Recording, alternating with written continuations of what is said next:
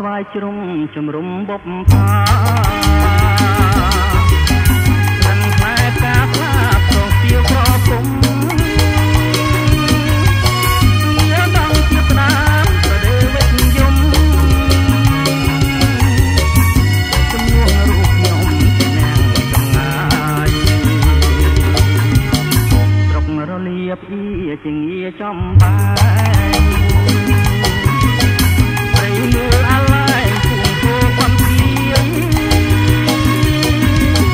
ព្រះវិហារក៏ត្រូវជាត្រង់ខាងម្ដាយភូមិអន់ដងខ្លាយបាយប៉ុនចងដៃខែរះបាំងភ្នំត្រនំក្រាំងលាវគុំគ្រោះគ្រឿងព្រាវព្រះបាលេឡៃ